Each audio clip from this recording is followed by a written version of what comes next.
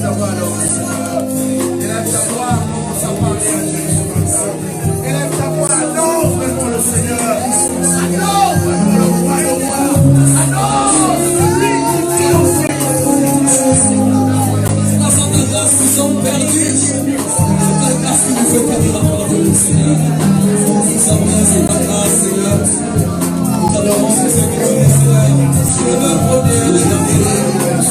Alpha et l'Oméga. Tu es digne d'être élevé. Tu es digne d'être adoré. Oh Dieu, au milieu de toute la création, le seul nom de nous est élevé, adoré.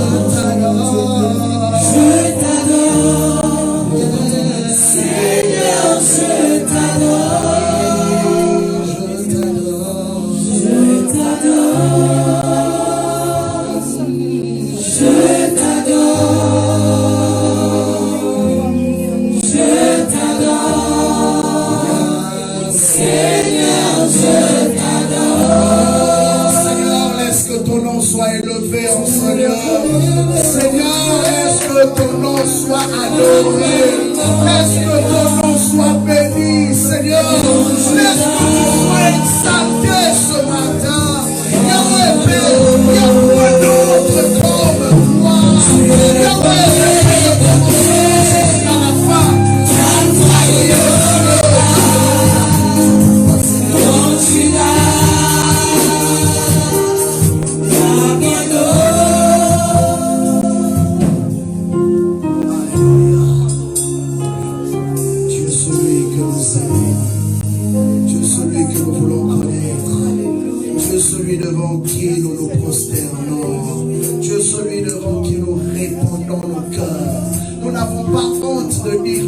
très fort que tu es notre Dieu. Nous n'avons pas honte de dire haut et fort qu'il n'y a point d'autre Dieu comme toi. Bien-aimé, si tu le crois ce matin, pousse des cris de joie. Alléluia.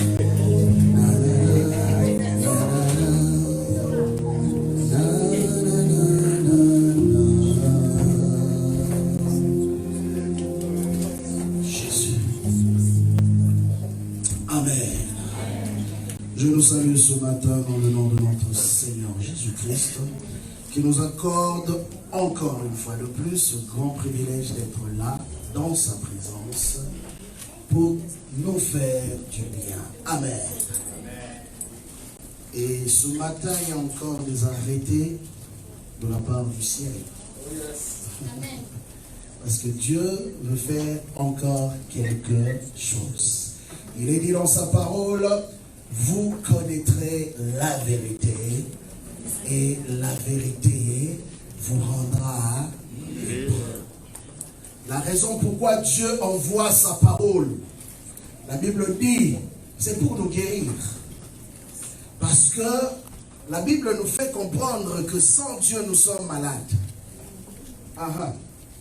Dis à ton voisin ou à ta voisine, sans Dieu, tu es malade. Savez-vous que les gens qui n'ont pas Dieu, la Bible les appelle des fous. Or, un fou, c'est un malade. Même si tu ne veux pas le reconnaître, mais c'est ça la vérité. La Bible traite des gens sans Christ, des fous. Et bien aimé, si la parole a été envoyée, la parole a un seul but. De prendre le malade et de l'emmener à la guérison.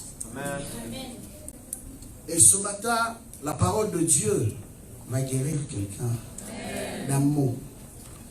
Nous allons prendre la Bible, nous sommes dans le livre d'Ésaïe 54. Ésaïe 54, verset 17. Nous allons introduire avec cela. Depuis dimanche passé, nous sommes en train de parler d'un thème que Dieu a mis dans nos cœurs,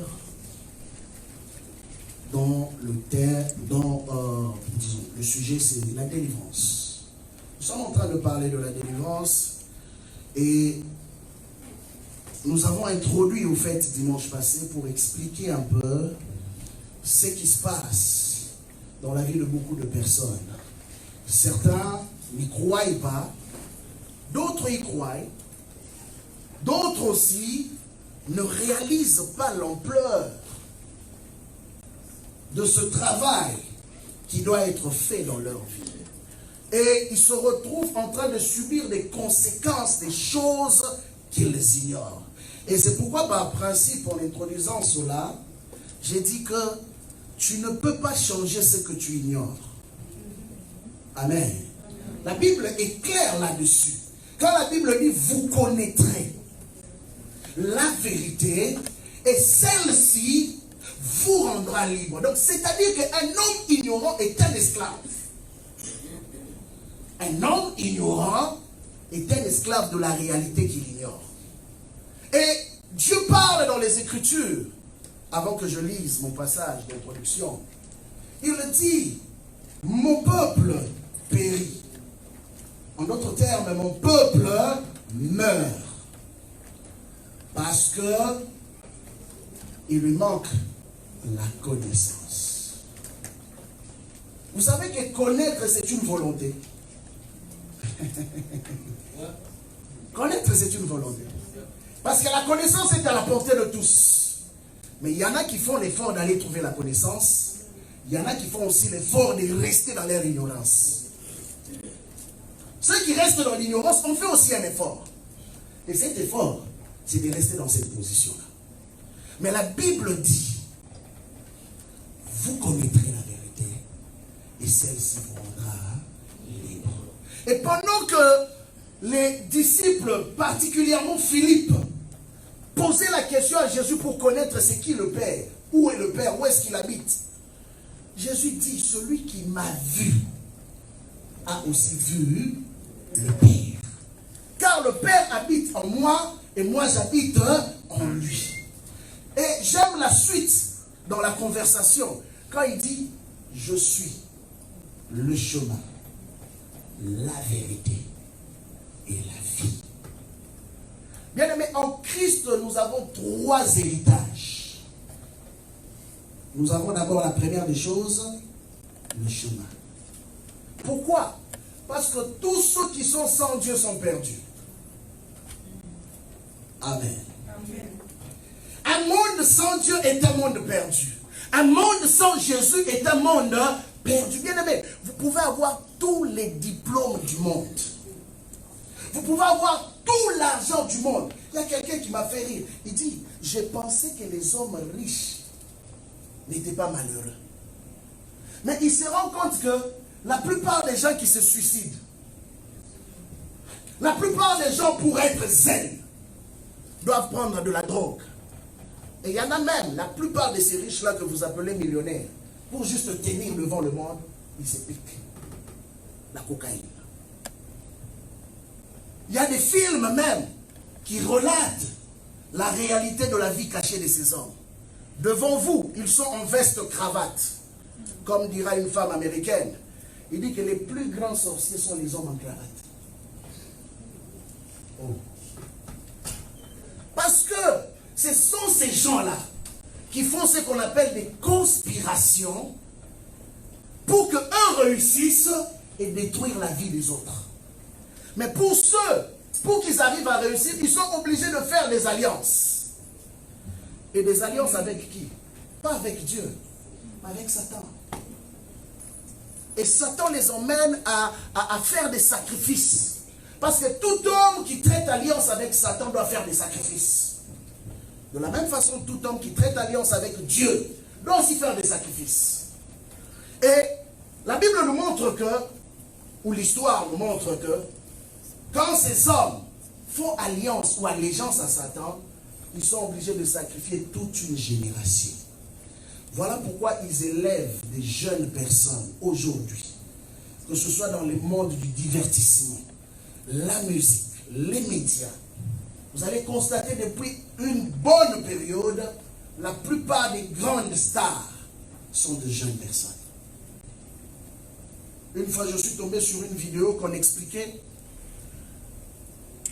par une personne qui avait le discernement. Et c'est une vidéo d'un enfant, la cadette de cet acteur que tout le monde connaît, Will Smith. Elle s'appelle Willow. Et la fille a fait un clip. Mais vous ne pouvez pas imaginer, à son âge, une petite fille de cette taille-là. Mais dans son clip, on montre l'initiation à la sorcellerie.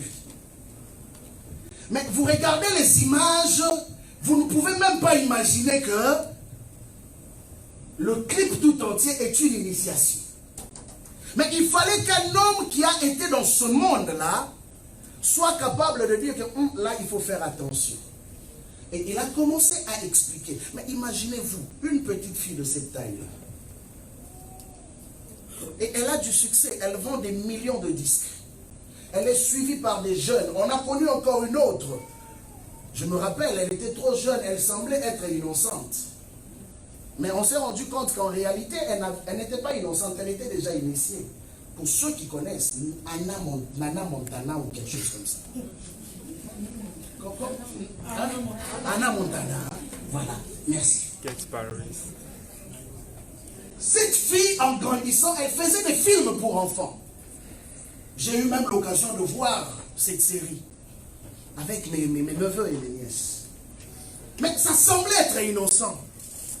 Mais aujourd'hui, quand vous regardez la vie de cette fille, c'est l'ombre de ce qu'on nous présentait d'elle. Mais ne vous en faites pas. Bien aimé, il y a des niveaux dans la vie où, sur cette terre où nous sommes, où pour les atteindre, il y a des choses qu'il faut faire. Voilà pourquoi celui qui est caché en Christ est privilégié. Parce que toi, tu ne dépends pas d'une forme d'initiation ou d'une secte dans laquelle tu dois faire allégeance pour monter plus haut. Vous savez, j'aime la Bible. Hein? Je vais revenir sur mon passage, mais j'aime la Bible. Quand vous lisez Ésaïe 52, Dieu fait une promesse. J'introduirai par là et puis je reviendrai à mon passage. Ésaïe 52.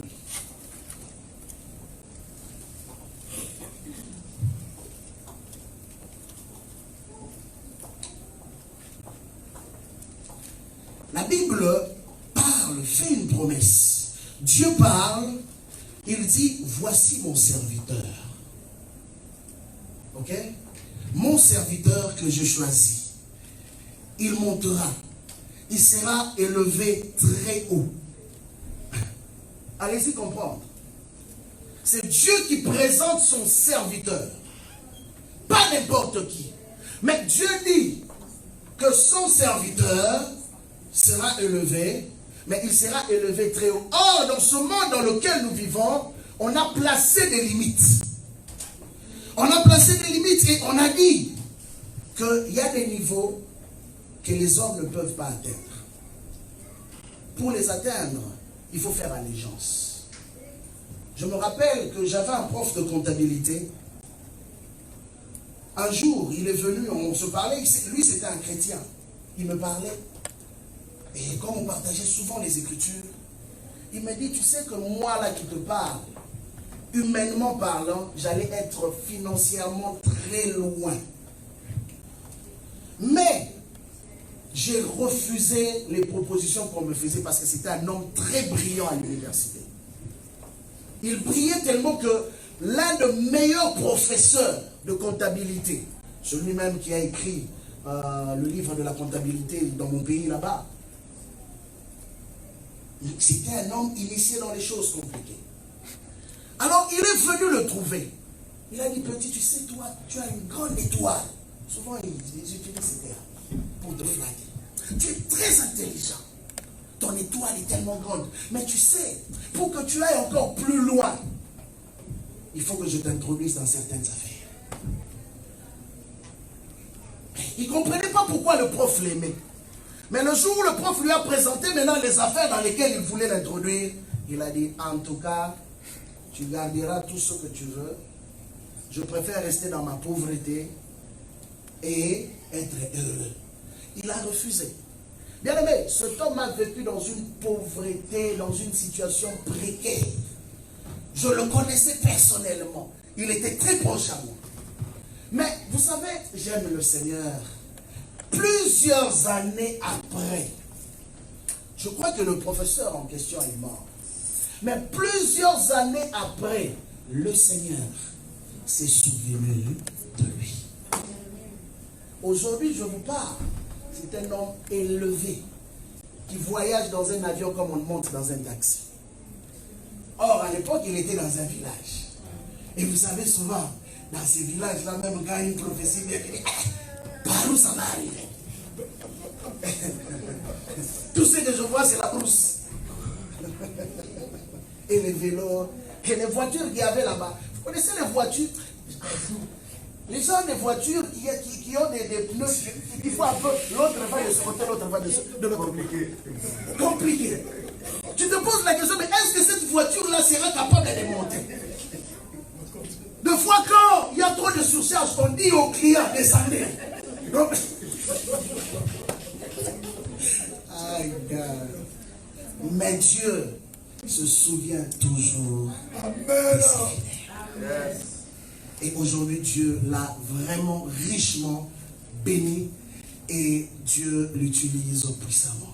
Alors, nous rentrons dans notre passage, Ésaïe 54, verset 17. C'est par là que nous allons introduire. La Bible dit ceci, je veux lire rapidement, restez assis. Toute arme forgée contre toi sera sans effet. Est-ce qu'on a dit qu'il n'y aura pas des armes qui seront forgées contre toi? Il y a des chrétiens qui pensent que le diable ne peut plus les attaquer parce qu'ils ont accepté Christ. Tu te trompes. Hein? La Bible dit toute arme forgée. En fait, quand on dit sans effet, ça ne veut pas dire qu'on ne va pas tirer. Il y a une différence. On va tirer. Mais le problème, c'est que la balle ne t'emmènera pas à la mort. Amen.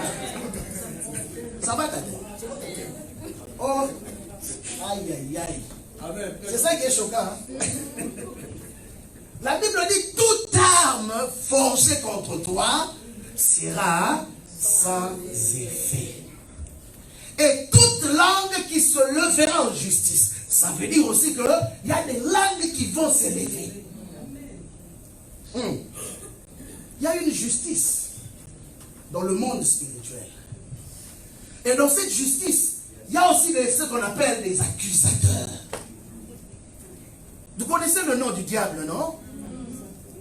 C'est l'accusateur. C'est comme ça que la Bible appelle le diable. L'accusateur. La Bible dit qu'un jour, le souverain sacrificateur Josué, pendant qu'il faisait son service, Dieu ouvre les yeux à Zacharie. Et Zacharie arrive auprès du trône. Il voit les anges à côté de Dieu. C'est dans le livre de Zacharie, chapitre 3, verset 1. Vous pouvez le lire chez vous. La Bible dit ceci, que pendant que Zacharie était en plein service, l'accusateur est venu se présenter devant Dieu. Vous savez, quand il vient pour accuser, il ne vient pas pour t'accuser. Il ne va pas t'accuser auprès de ses démons. Parce que c'est lui le chef. Satan est le chef de ses démons. Donc, s'il doit t'accuser, il doit t'accuser auprès de quelqu'un qui est supérieur à lui. C'est ça la logique. Parce que quand on fait une plainte pour avoir gain de cause, je n'irai pas auprès d'une personne qui ne peut pas me donner gain de cause. Je veux aller auprès du juge. C'est pourquoi dans des pays comme ici, là, les juges ont le pouvoir absolu. Le juge peut décider sur le sort de ta vie. Et la Bible nous montre que pendant qu'il était venu pour accuser, il se présente devant Dieu pour accuser un souverain sacrificateur.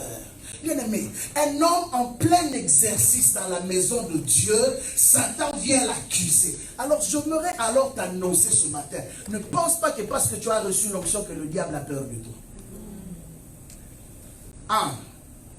S'il n'a pas eu peur de Jésus, après 40 jours de jeûne et de prière, penses-tu qu'il va avoir peur de toi? Hein?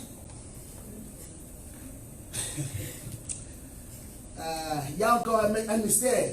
Il est allé dans les jardins d'Éden, là où Dieu était constamment présent. Il est allé. Il est entré. Il a parlé à la femme. Il a dit, tu manges. Pendant que Dieu a dit, tu ne manges pas. Mais lui, il vient avec son courage, il dit, tu manges. Et la femme a mangé.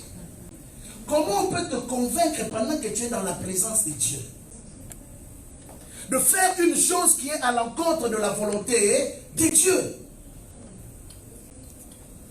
N'avez-vous jamais entendu des gens qui disent que le diable ne peut pas me tromper parce que je suis en prière? Oui, j'ai entendu des choses comme ça. Il y a quelqu'un qui m'a dit un jour, au fait, toute pensée que moi je reçois, je sais que ça vient de Dieu. J'ai dit, c'est dans quelle Bible que c'est écrit? Montrez-moi ça. Je ne connais pas ça dans la Bible. Et vous savez quoi? À cause de cela, il pensait que toutes les pensées qu'il recevait venaient de Dieu. Il a commencé à prophétiser, même à donner des prophéties bidonges. Non, toute pensée vient de Dieu. Dans la Bible dit, deux fois la Bible, il faut bien la comprendre. Il a lu 1 Corinthiens chapitre 2, verset 14 à 16, qui dit que nous avons la pensée de Christ. Ok? C'est ça qu'a dit la Bible. Et il dit que, ok, comme j'ai la pensée du Christ, donc tout ce qui traverse ma tête est le Christ. Non, bien-aimé, nous avons 3 dimensions. Il y a l'esprit, il y a l'âme et il y a le corps. Si Jésus a reconnu en disant que l'esprit est bien disposé, parce que l'esprit vient de Dieu, mais la chair est faible. Jésus a reconnu cela. Il dit la chair est faible. Voilà pourquoi vous devez veiller. Bien aimé, il ne suffit pas seulement de prier. Il y a une chose que Jésus a donnée comme enseignement qui est important à saisir. C'est que avant de prier, il faut d'abord veiller. Beaucoup prient mais ne veillent pas. Ah. Il dit veiller et ensuite prier. Bien aimé, la prière a des directions. Caïn et Abel ont offert des sacrifices à Dieu. Tous deux étaient des sacrifices. Mais la Bible nous montre qu'il y a un sacrifice qui a été agréé, il y a un autre qui a été rejeté. C'est comme la prière. La prière est une offrande. Mais il y a 2 types d'offrandes que nous apportons devant Dieu. Une offrande selon le modèle de Dieu et une offrande selon le modèle. Dans le sens que tu dis, Seigneur, aujourd'hui là, si tu ne me donnes pas une voiture, en tout cas moi je ne viens plus à l'église. Bien aimé. Mais trop mon racine va t'attendre.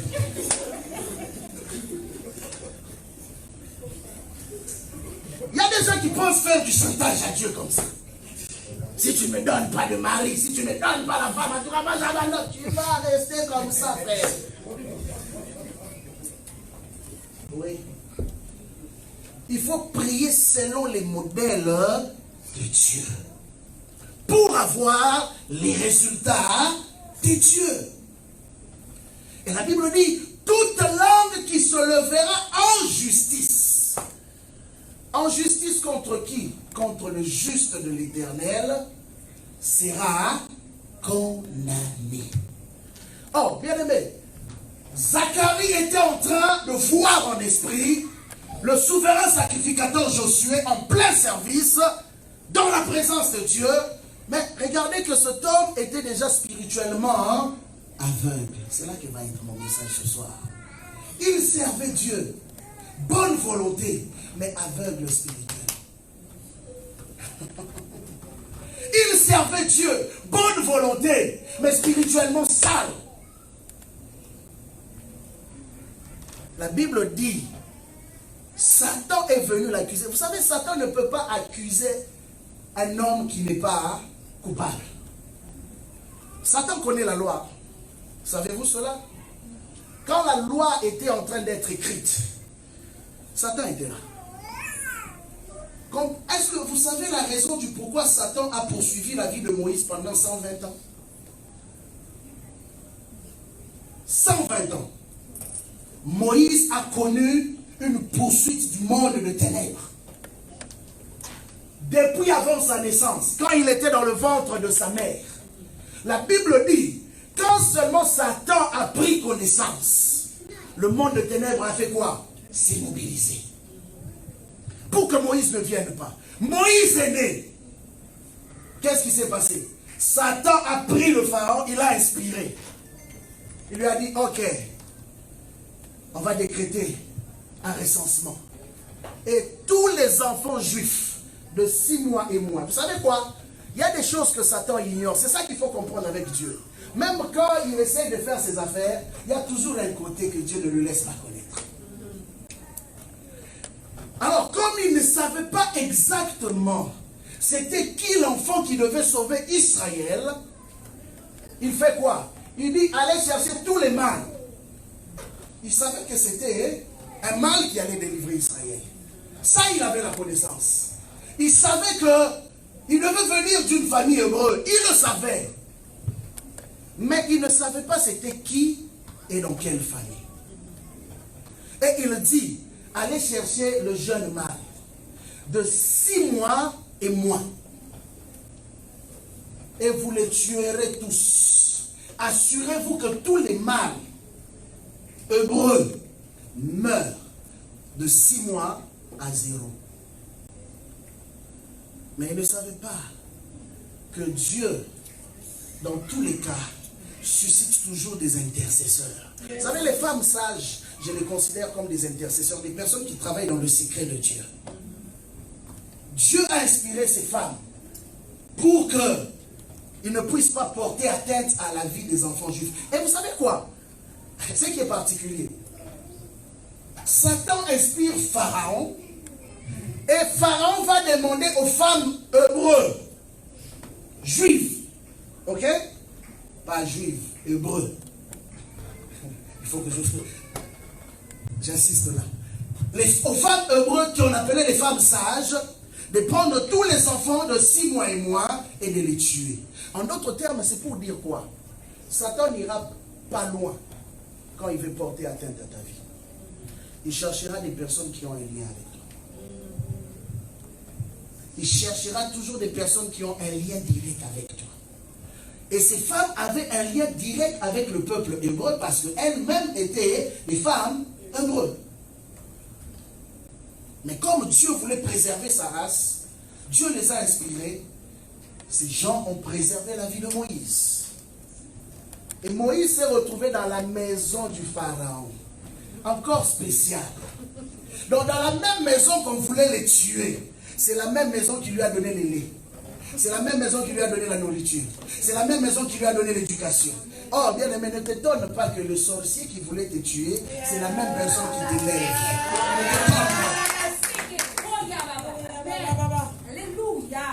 C'est ce que Dieu a fait.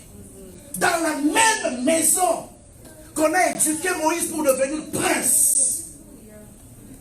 Et la Bible dit, oh j'aime l'exposé d'Étienne. Étienne explique l'œuvre de Dieu. Et il explique la réalité maintenant de Moïse. Et il dit ceci, cette phrase que j'aime bien. Il dit, Moïse devint puissant en actes et en paroles pendant qu'il était en Égypte.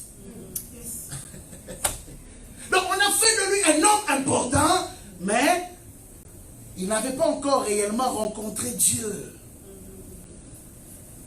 Mais le problème c'est ceci, c'est que il y avait un problème qui le poursuivait toujours.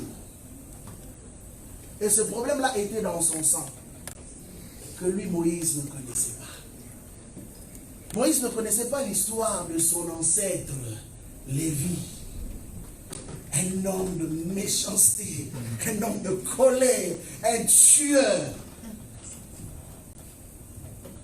Moïse avait ses sangs en lui.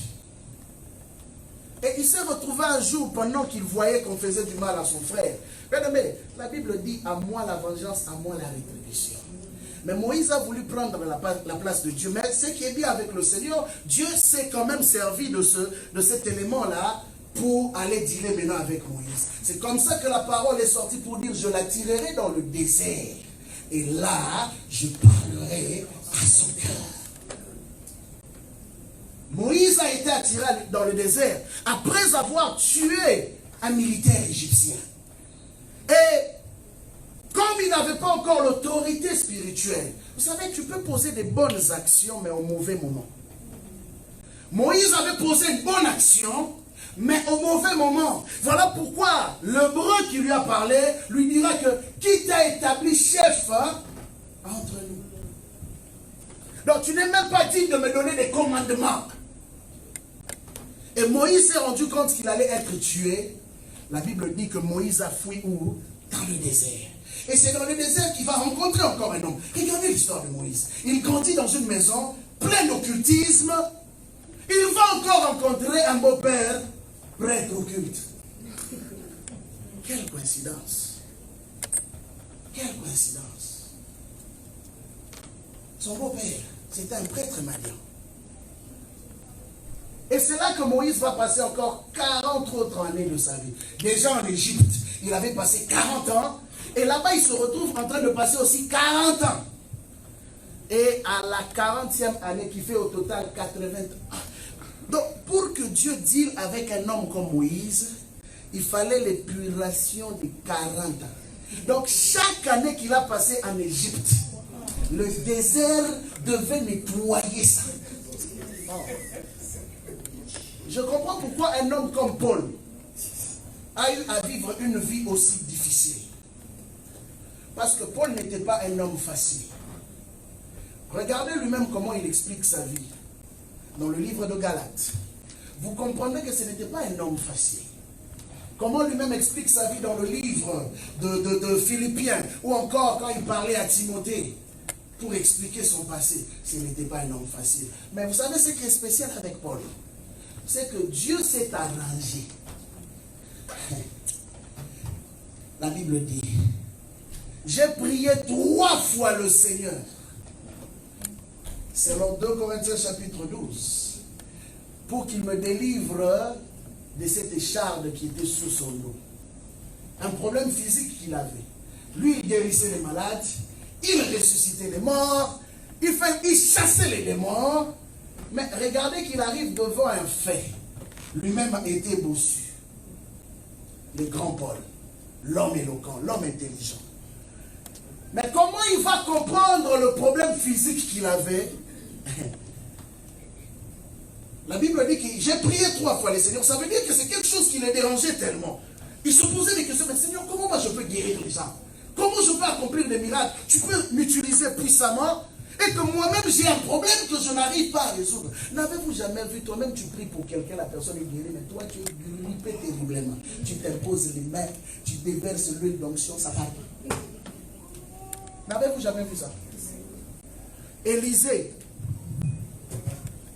à la porte de la mort. À la porte de la mort. Élisée a lutté.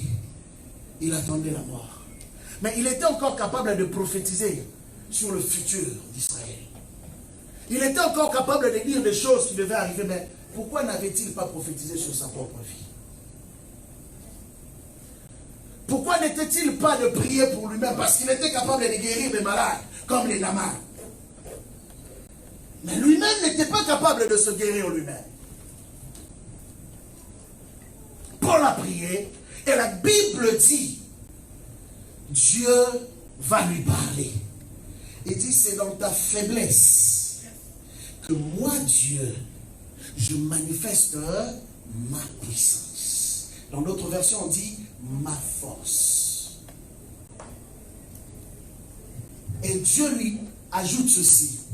Ma grâce te suffit. Et il reçoit une révélation ce jour-là. Mais c'est un homme qui est allé jusqu'au 3e ciel. Et dans sa révélation, on lui montre un ange de Satan. Un ange de Satan qui avait été assigné à sa vie. Comprenez? Paul a fait un ministère. Donc tout le long de son ministère jusqu'au jour de sa mort, l'ange de Satan là était toujours présent. Ça peut décevoir les religieux. Hein? Dieu était présent, mais l'ange de Satan n'était pas loin. Et la Bible dit que l'ange de Satan avait pour rôle de suffloter sur lui. Mais l'objectif, pourquoi Dieu avait permis à cet ange-là d'être là, la Bible dit, à cause des révélations que Paul avait reçues de la personne de Christ, pour l'empêcher de ne pas tomber dans l'orgueil. Bien aimé, il y a de ces situations, de ces réalités qui arrivent dans la vie de certaines personnes, simplement pour te briser. Ouais. Simplement pour travailler ta personne. L'ange là était là. Paul pouvait chasser tous les démons du monde entier. C'est bizarre, hein? Il pouvait monter jusqu'au 3e ciel. Il pouvait voir Michael, Gabriel. Il pouvait même parler avec eux. Mais Jésus lui-même lui a parlé. Mais quand il est descendu dans sa réalité physique, l'ange là n'était pas loin.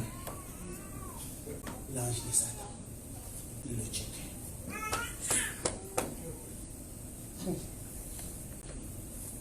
Moïse se retrouve que, malgré la gloire gloire qu'il avait vue. Le problème qu'a connu son grand-père, Lévi, ça s'est manifesté à nouveau dans sa vie. La colère. La colère. Et c'est la colère qui a empêché Moïse, si on peut le dire comme ça, d'entrer dans la terre promise. Pendant que Dieu lui dit parle, tellement qu'il était en colère, il a frappé. Et quand il a frappé le bâton, il a frappé le rocher du bâton, l'eau est quand même sortie, le miracle s'est quand même produit. Mais Dieu lui a dit, parce que tu ne m'as pas sanctifié, tu n'entreras pas dans la terre promise. Mais regardez ceci. Moïse meurt sur cette montagne là où il avait rencontré Dieu pendant 40 jours. Moïse meurt. L'homme de gloire, l'homme de puissance, le prophète, le plus grand prophète d'Israël. La Bible dit que Satan vient encore. Le même Satan qui était venu quand il est né, il est revenu encore pour prendre son corps. Et c'est là maintenant que l'ange Michael va descendre. Il dit non, tu ne touches pas ce corps. Et pendant que Satan essayait de lutter, l'ange Michael le regarde. Mais l'ange Michael lui dit quelque chose d'impressionnant. Il dit que l'Éternel, pas moi, mais celui qui m'a envoyé, te réprime. Vous savez pourquoi? Parce que l'ange Michael connaît la hiérarchie dans le monde des esprits. Il sait qu'autrefois, celui-là était son chef de l'autre côté. Je n'entrerai pas trop dans cette matière ce matin, mais j'ouvre juste une parenthèse. Mais il le savait. Bon, on a changé ce micro. Amen. Amen. Ça aussi, ça va être une délivrance. Au nom de Jésus. Amen. Ah, je suis sérieux. Alors, comme il savait que dans la hiérarchie dans le monde des esprits, il était supérieur à lui, il a dit que Dieu lui-même règle ton compte. Et Jude, le frère de Jésus, explique maintenant ce mystère qui se passait à la montagne dans le combat entre Michael et Satan. Il dit ceci: il y en a qui viennent parler au nom de Dieu, qui sont eux-mêmes ignorants de choses spirituelles. Ils parlent de ces choses, mais ils ne connaissent rien des choses spirituelles. Et ils insultent même le gloire. En fait, quand il parlait de gloire, il parlait des êtres célestes, des êtres spirituels, les anges et les anges déchus. Il dit qu'ils insultent même le gloire. Ils portent même ce qu'on appelle des propos injurieux vis-à-vis des choses qu'ils ne connaissent pas. Vous savez, des fois, il y a des langages qu'il faut éviter de prononcer de ta bouche. Ça ne veut pas dire que puisque tu es chrétien que tu vas commencer à insulter Satan. Ah oui. On a vu ça. Vous savez, quand je me suis converti, on avait des chansons qu'on chantait, qu'on ne comprenait pas. Des fois, vous chantez Satan, grosse tête et tout. Oui, on a chanté ça, bien aimé. Mais c'était par ignorance. Nous, on pensait qu'en faisant cela, on était spirituel. Mais on s'est rendu compte que la plupart d'entre nous sont tombés dans les champs de bataille. Ah, mais comment vous qui piétinez Satan, le même Satan là est venu vous piétiner? On ne comprenait rien. Ignorance. C'est pourquoi la Bible dit vous connaîtrez. Bien aimé, le monde spirituel est un monde de principes. Voilà pourquoi beaucoup de personnes ont ouvert la porte à la malédiction. Il y a des gens que le diable avait cherché depuis leur naissance. Je dis bien depuis leur naissance. Mais vous savez, pour que le diable réussisse sa mission dans sa vie, qu'est-ce qu'il a fait? Il a emmené l'animosité entre cette personne et ses parents. Ah oui, j'aime beaucoup parler de ce sujet. Parce que beaucoup de chrétiens sont maudits. Parce qu'ils n'ont aucun respect vis-à-vis de leurs parents.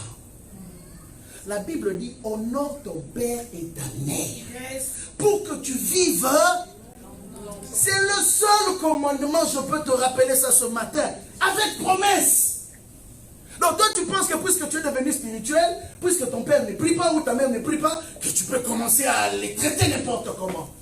J'ai vu des chrétiens et des chrétiennes le faire. Mais j'ai vu aussi, les résultats, c'est que leur vie n'avançait pas. Malheureusement. Il y a une leçon que le Seigneur m'a appris très tôt. C'est vrai que on a grandi, bon, je ne sais pas pour toi, nos parents étaient très sévères. Très sévères. Quand je dis sévère, sévère. C'est aujourd'hui qu'on peut blaguer, rire avec mes parents. Mais quand on grandissait, quand tu entends pipi, toutes les souris, vous disparaissez du salon. C'est comme si personne n'existait. Tout le monde fouillait. Parce qu'on sait, on l'avait surnommé commandant. Donc il prenait plusieurs noms. Et il ne riait pas. Quand on grandissait, il ne riait pas. Mais ce qui était étonnant, il riait avec les gens de l'extérieur, mais pas avec nous. Oh. Avec nous, c'était vraiment les disciplinaires là.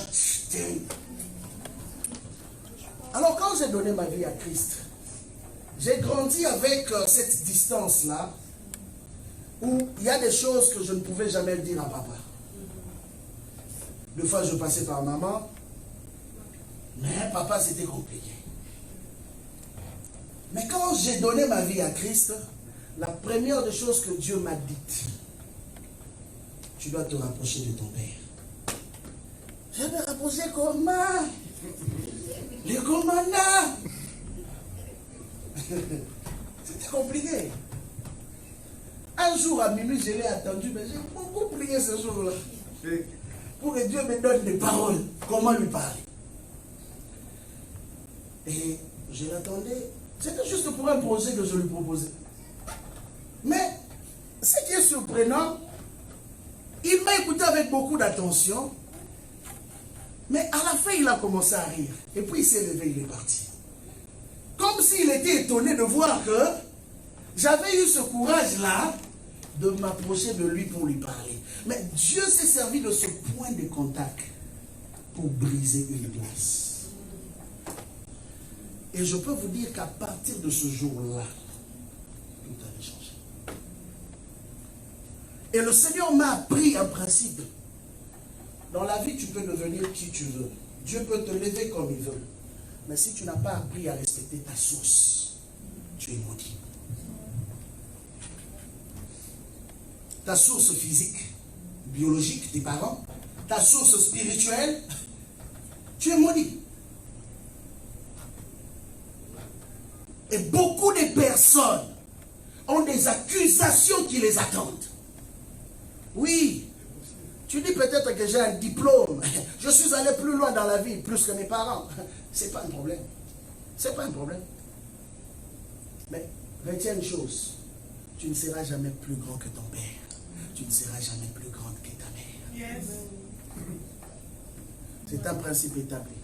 Imaginez-vous, même pour les boss de ce monde, la Bible dit que même s'ils sont méchants, ok, vous devez toujours être soumis. C'est un principe. Vous savez, les personnes qui gagnent dans le combat spirituel, beaucoup attendent le combat spirituel, on attaque, on détruit, on fait ceci. Hein. C'est bien beau tout ça. Mais quand tu ne comprends pas les principes, les mêmes démons-là que tu as attaqués aujourd'hui vont t'attendre à ta porte d'entrée. Les mêmes. La Bible dit, et toute langue qui se lèvera en justice contre toi sera condamnée. Mais pour qu'elle soit condamnée, ça prend une justice aussi qui soit faite, qui te défende de l'autre côté. Satan n'accuse pas des innocents.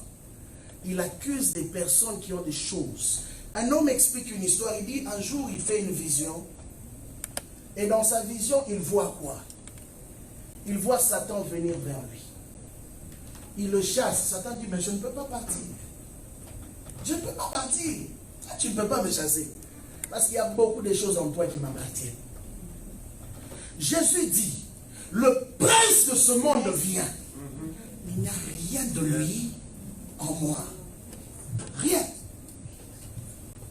Bien aimé, il y a quelque chose que j'aimerais te dire ce matin. L'une des clés les plus importantes dans la délivrance, c'est une vie de sanctification. Pour que le monde de ténèbres perde sa force, ça prend que toi, tu puisses marcher correctement devant le Seigneur en suivant ses principes. Il y a des choses qui te réclament, c'est normal. C'est normal parce que, comme je l'ai expliqué dimanche passé, il y a des choses qui ont été faites avant toi, avant que tu ne naisses. Il y a des paroles qui ont été prononcées que toi, tu ne connaissais pas. Tu n'étais même pas là.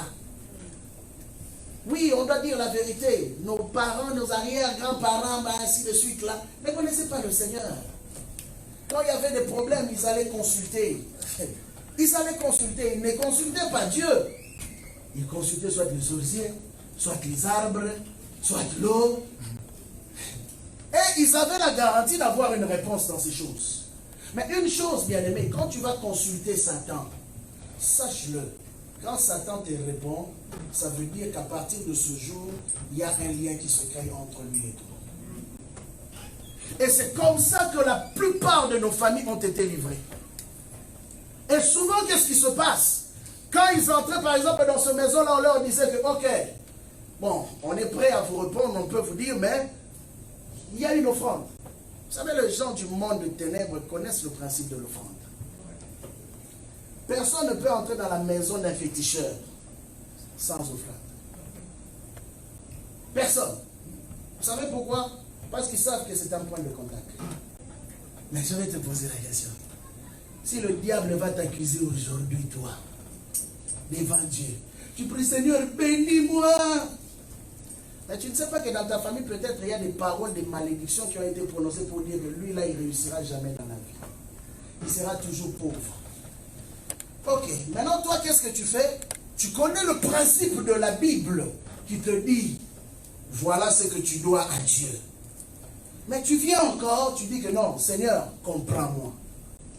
Je ne donnerai pas, parce que j'en ai pas. Mais tu sais que tu en as. Mais tu dis à Dieu, j'en ai pas. Et tu sais qu'est-ce qui se passe? Maintenant, Satan va relâcher dans son monde, parce qu'il a le plein droit. Quand tu désobéis à la parole de Dieu, il va relâcher maintenant ce qu'il appelle qui? L'accusateur. Et pardon, les dévoreurs. Et le dévoreur a pour mission de faire quoi? De bousiller tous tes biens. Voilà pourquoi il y a des personnes qui gagnent, qui ont l'argent, mais qui ne savent quoi faire avec l'argent. L'argent se dissipe comme ça. Oui, c'est aussi des signes de malédiction.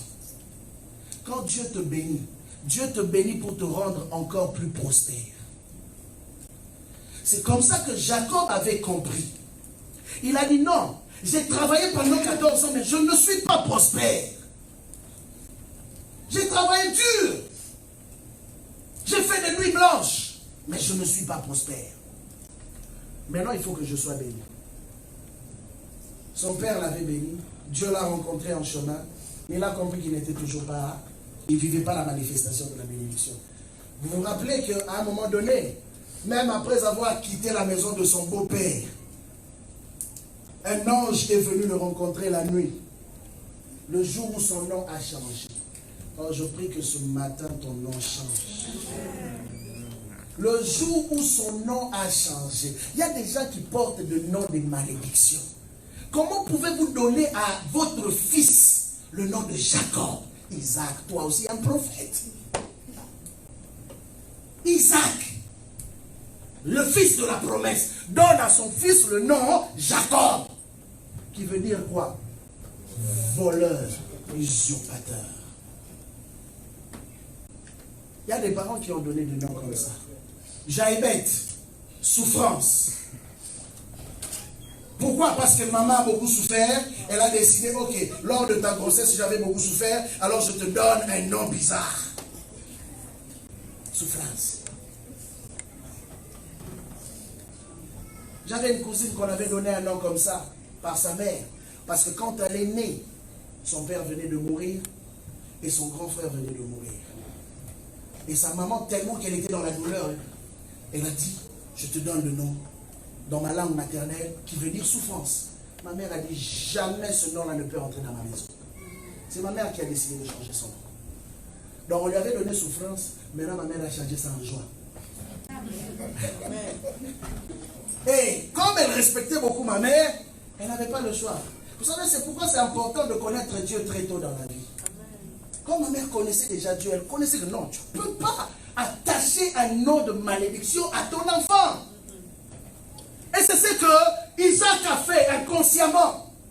Il donne le fils le nom de Jacob, qui voulait dire usurpateur, voleur. Et toute sa vie, c'est tout ce qu'il a fait. Mais regardez, un voleur rencontre toujours un autre voleur plus grand que lui.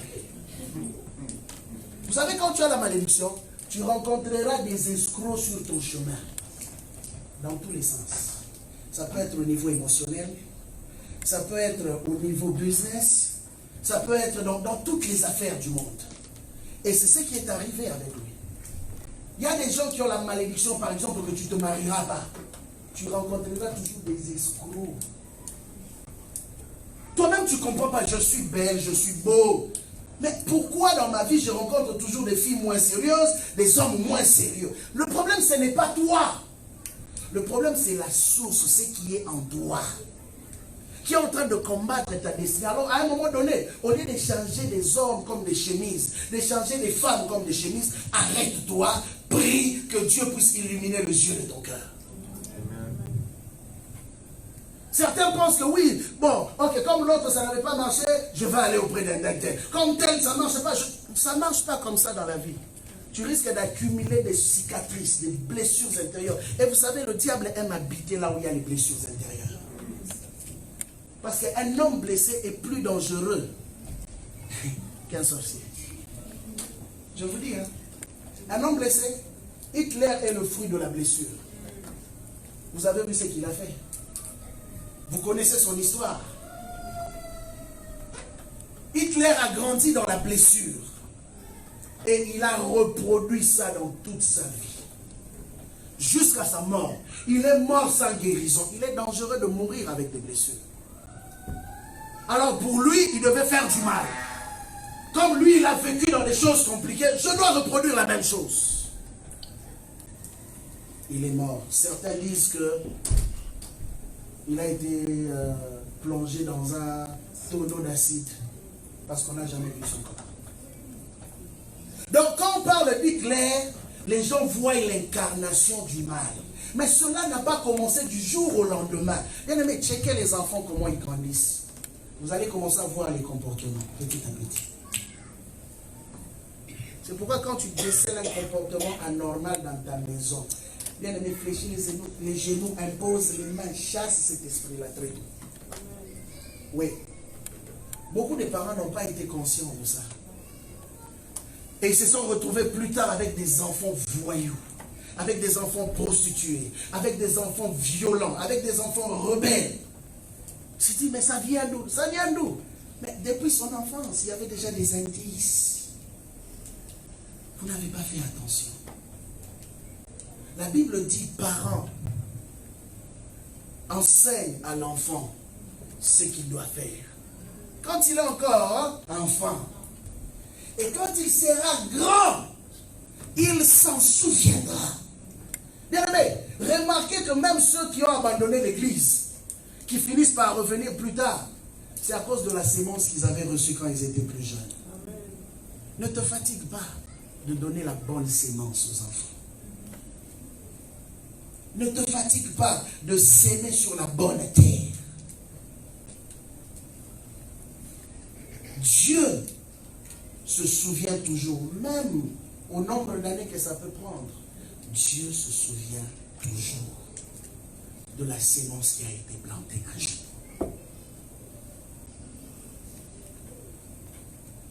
Dieu se souvient toujours.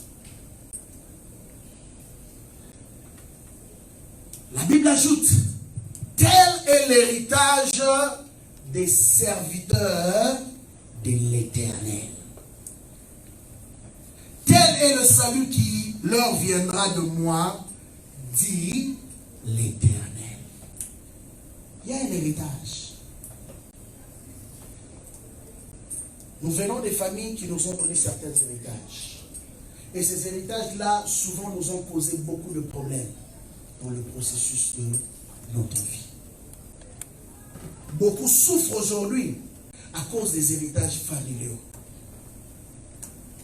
Voilà pourquoi un jour, pendant que deux fils étaient en train de se battre pour un héritage, ils sont venus auprès de Jésus.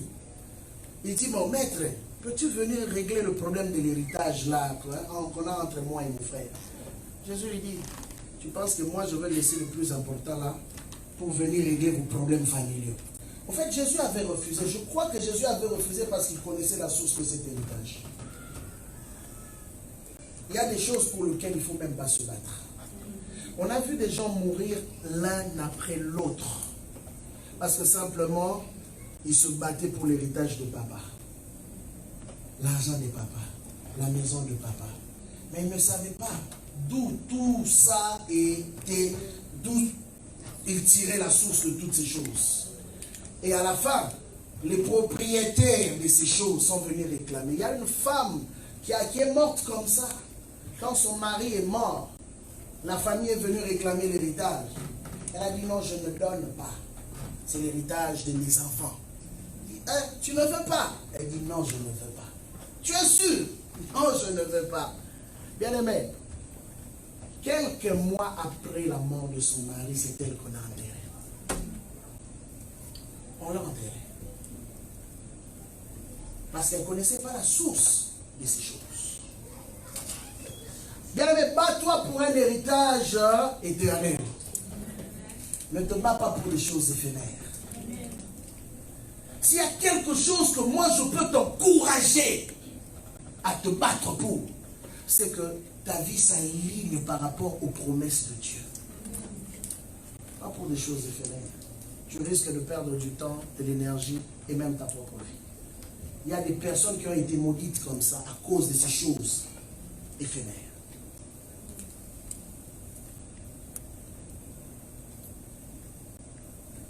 Bien-aimé, il y a des signes qui ne trompent pas. Je connais une famille, un jour je parlais avec une dame qui est venue me parler. Elle me dit, on avait fait un constat dans notre famille. C'est qu'à chaque 10 ans, quelqu'un d'important devait mourir. À chaque 10 ans. Avant, ils ne comprenaient pas pourquoi les gens se suivaient comme ça à chaque 10 ans. Mais à un moment donné, quand ils se sont donnés au Seigneur, Dieu les a illuminés et ils ont commencé à retourner dans l'histoire de leur famille. Ils ont compris que non, ça ne peut pas être normal. C'est qu'il y a une alliance dans notre famille qui réclame des gens après chaque 10 ans. Et quand ils ont commencé à prier pour briser cette malédiction-là, les gens ne mouraient plus. Bien aimé, la révélation t'aide à éviter des conséquences néfastes. Ne vis pas ta vie comme quelqu'un qui est ignorant. Paul parle dans le livre de 2 Corinthiens chapitre 4, versets 3 à 4. Il dit, si l'évangile que nous prêchons est voilé, il est voilé pour qui? Pour qui? Pour ceux qui sont loin de Dieu. Pour ceux dont le Dieu de ce monde. Allez-y comprendre qu'il appelle Satan le Dieu de ce monde. Le Dieu de ce monde a aveuglé l'intelligence. Bien aimé, dans le monde spirituel, il y a des voiles. Et ces voiles, c'est ça qui crée l'ignorance ou le ténèbre dans la vie de beaucoup de gens. Un pasteur priait un jour. Il priait. Pendant des années, rien n'arrivait dans son église. Les gens venaient, les gens partaient, les choses n'évoluaient pas. Un jour, Dieu lui dit, sors, tiens-toi devant la porte de ton église. Et quand il est allé se tenir devant la porte de son église, qu'est-ce qu'il voit? Pour la première fois, Dieu ouvre ses yeux spirituels, il voit qu'il y avait un nuage noir devant la porte. Ce qui fait que tous les gens qui passaient devant ne voyaient jamais une église. C'est après, quand il a prié, Quand Dieu lui a dit, maintenant prends autorité contre cela. Il a pris autorité, il a chassé cela, le nuage est parti.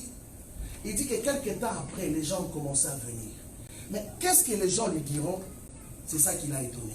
Il dit, mais nous on pensait que c'était juste une boutique. On n'avait jamais réalisé que c'était une église. Je dis ça pour te faire comprendre qu'il y a de ces bénédictions qui risquent de t'échapper si Dieu ne t'ouvre pas les yeux de voir. Parce que il y a un monde, même pendant que toi tu ne veux pas les reconnaître, il y a des gens qui sont assis sur ton nom. Oui, je te dis la vérité. Si la Bible le dit, si tu le cites souvent, mais peut-être que tu ne réalises pas que quand on dit que toute langue qui se levera en justice, parce qu'il y aura des langues qui vont se lever. Et peut-être que maintenant, il y a des langues qui se lèvent. Ces gens-là, leur mission, c'est de s'asseoir sur ton nom.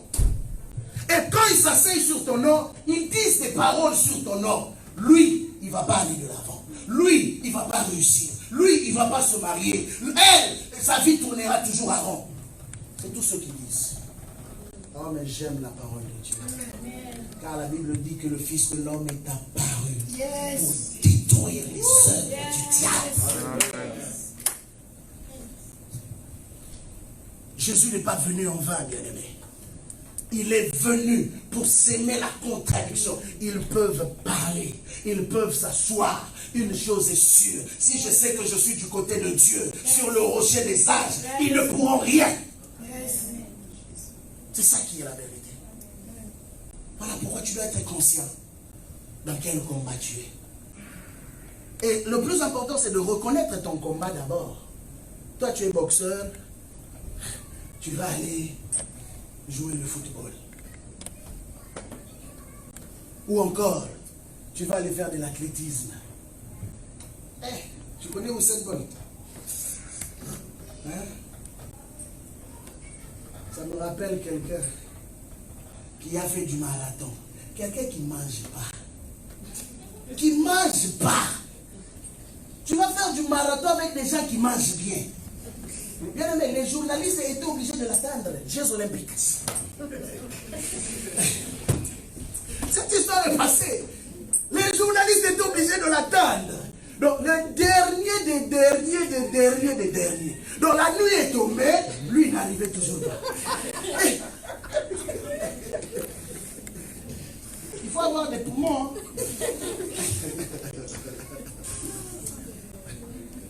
C'est la même chose dans la réalité spirituelle.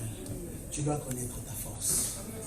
Tu dois connaître ton combat pour mieux combattre. C'est pourquoi David a dit, tu exerces mes mains au combat. Parce que chaque combat correspond à une personne. Tu n'es pas dans le combat de tout le monde. Oui, bien aimé. Oui, il y a l'église, certes, nous avons un combat pour l'église.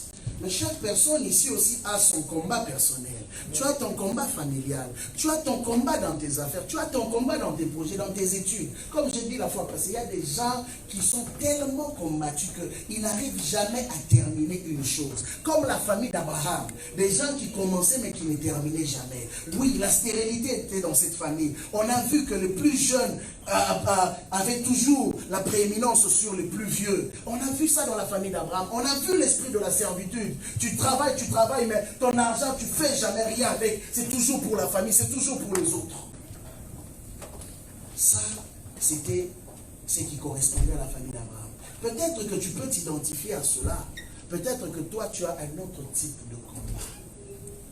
Et quand tu connais ton combat, maintenant lève-toi comme un guerrier.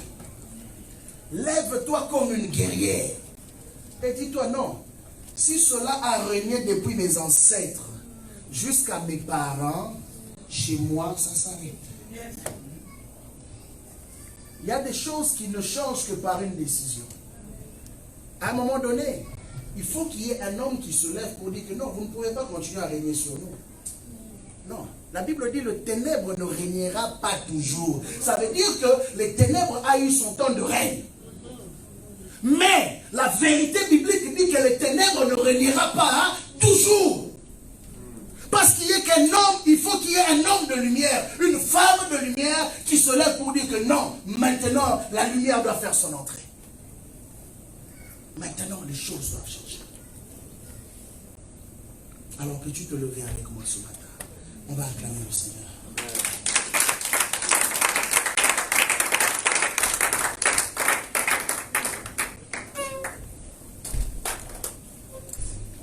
Tu vas prier encore ce matin. Tu vas prier avec moi, bien-aimé. La Bible nous a montré des principes où il y a des gens qui investissent beaucoup mais qui gagnent peu. Qui gagnent peu.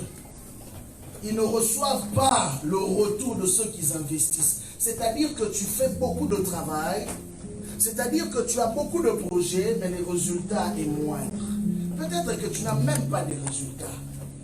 Oui, tout le monde finit l'école et a un boulot. Toi, tu termines, il n'y a pas de boulot. À un moment donné, tu vas dire que non, j'ai étudié pourquoi? J'ai étudié pourquoi? Je ne peux pas étudier pour ne pas avoir de boulot. J'ai étudié pour avoir un travail. Alors tu dois appeler le travail. Oui, s'il y a un voile qui s'était dressé pour empêcher aux employeurs de te voir, aujourd'hui ce voile doit tomber. S'il y a un voile qui empêchait aux universités de prendre ta candidature et de la placer, de l'accepter, aujourd'hui ce voile doit tomber. S'il y a un voile aussi qui empêchait que les hommes te voient pour te marier, aujourd'hui ce voile doit tomber. Ça doit tomber au nom de Jésus. Tu vas prier avec moi ce matin. Tu vas prendre autorité sur ce voile spirituel. Ce voile qui a mené l'aveuglement aujourd'hui. La Bible dit que quand Jésus est mort, le voile qui séparait le lieu saint du lieu très saint a été déchiré du haut jusqu'en bas. Et tout le monde a eu accès à la lumière de Dieu. Aujourd'hui, ce voile spirituel doit tomber. Oui, ça doit tomber. Plus rien ne doit t'arrêter encore. Plus rien ne doit arrêter tes enfants. Plus rien ne doit arrêter ta famille. Plus rien ne doit arrêter tout ce qui t'appartient. Oui, tu vas déclarer aujourd'hui, il n'y a aucun mur, il n'y a aucune limite qui peut m'empêcher de monter dans la dimension à laquelle Dieu m'appelle. Il n'y a rien qui peut m'empêcher d'atteindre ce que je dois atteindre. Oui, déclare-le au nom de Jésus ce matin. Que le nom de Jésus, que mes limites soient tous les aspects, que ces voiles soient déchirées.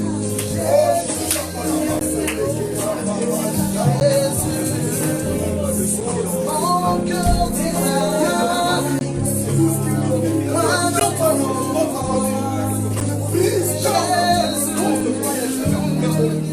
que ce voile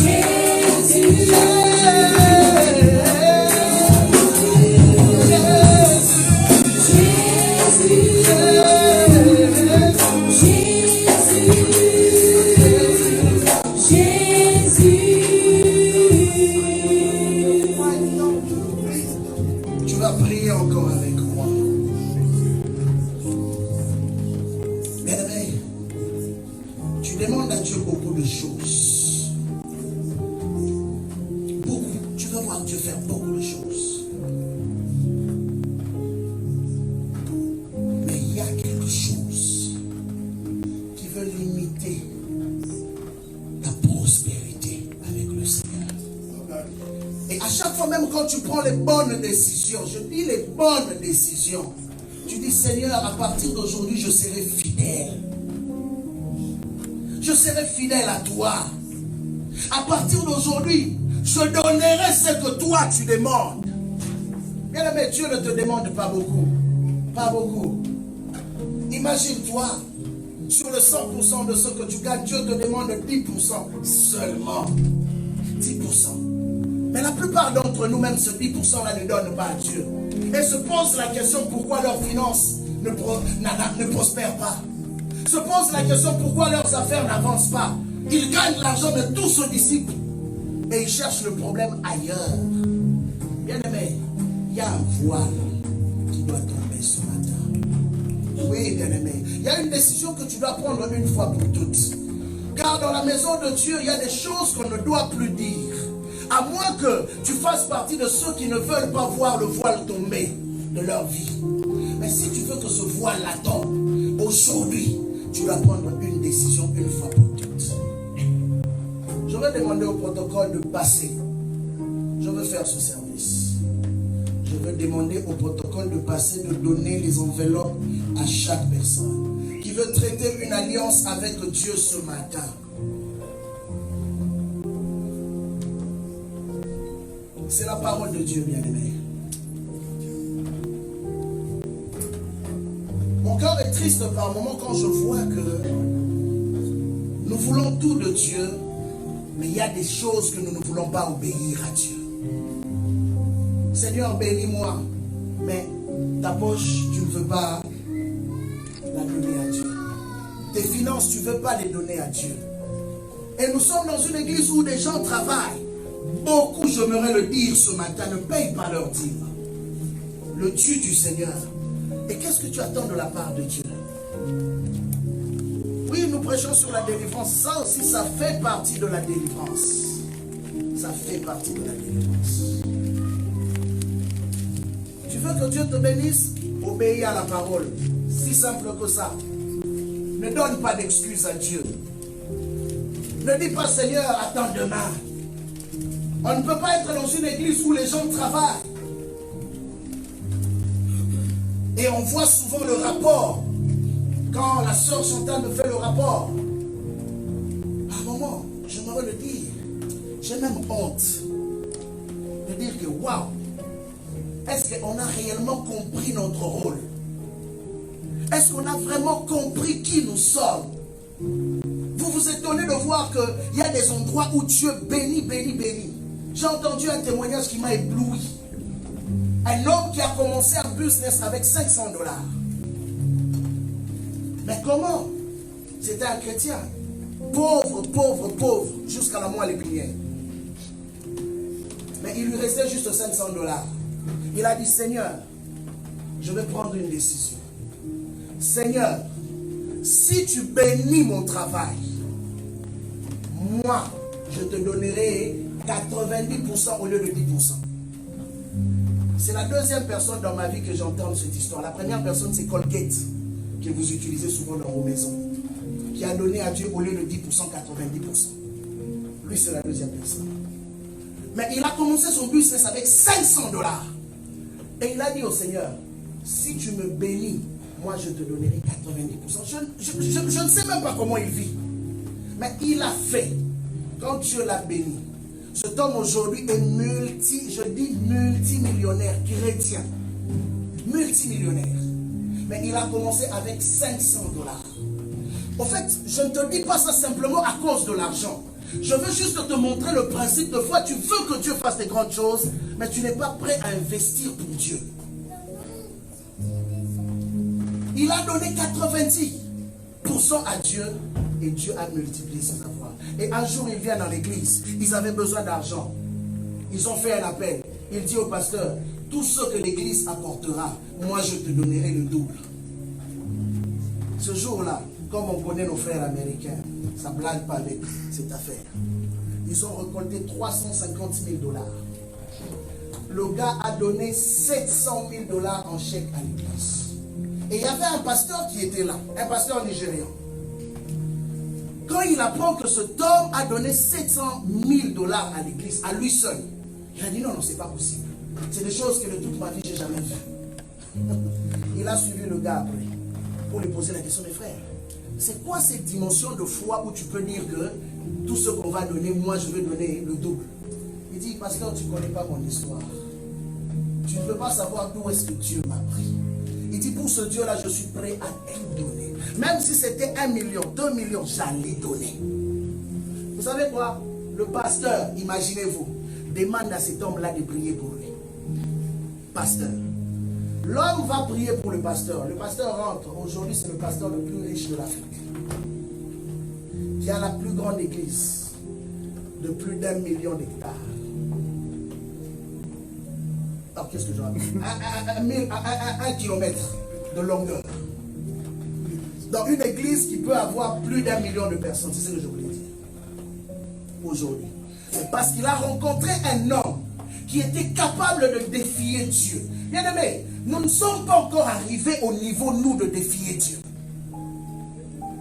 Je le dis, moi-même y compris. Nous ne sommes pas encore arrivés au niveau de défier réellement Dieu. Nous voulons des grandes choses, mais nous donnons à Dieu les miettes. Et nous attendons les grandes choses. Il faut que dans cette église qui se lève des hommes et des femmes qui disent à Dieu, Seigneur, moi je ne veux plus te donner les miettes. Parce que ce que tu fais dans ma vie est tellement grand. Je veux te donner ce qu'il y a de plus important. Et bien aimé, quand tu commenceras à le faire, et je crois, vous savez,